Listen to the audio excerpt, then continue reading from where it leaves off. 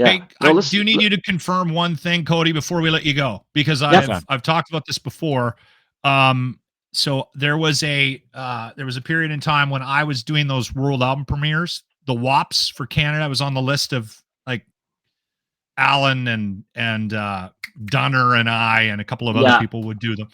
Yep. And you shipped me down to Chicago, and while I was in the hotel room preparing to go to the listening party, you phoned me and said, "Lachlan, what did you do?"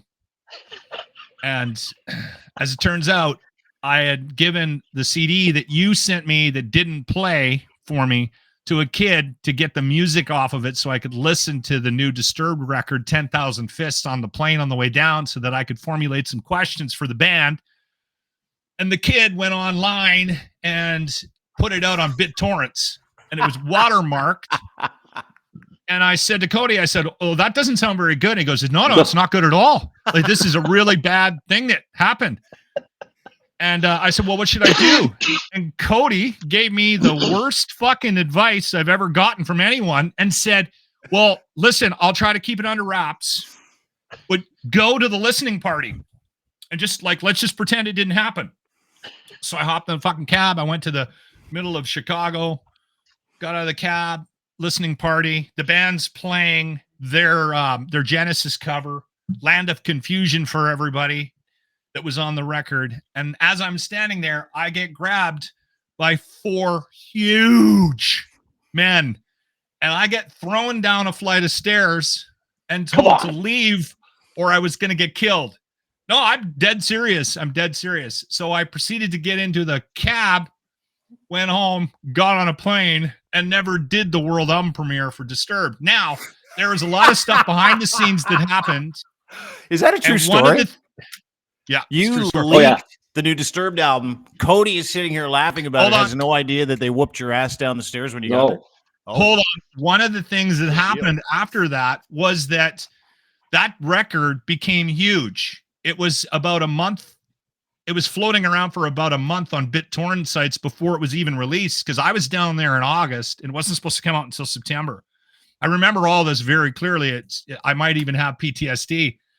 Anyway, a couple of years later, I get a call from somebody from Warner Music, and I think it might even been you, Cody. I can't remember who told me this, but because I started to see records getting leaked on purpose. Bands and record companies were doing it as a promotional stunt.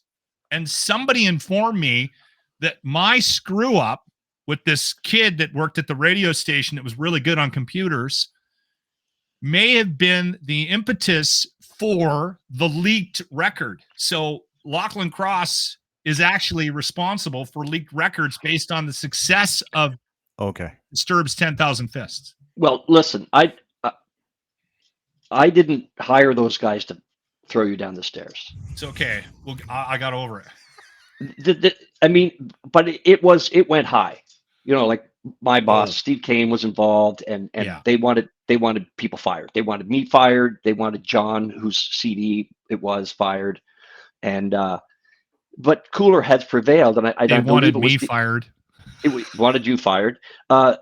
It was the international guy at Warner who sort of got everyone together and say, "Okay, everyone," like basically said, "Nobody's going to fucking die today because of this." And is it really a bad thing that this is out there and it's kind of controlled, and it's not the type of band that something like this would normally happen to, like a leak like this? And at the end of the day, like you said, it was like a huge success. It didn't hurt it. It probably helped it. And I wouldn't be surprised if people went, remember that time we got really upset about that leaked album? Might be something there.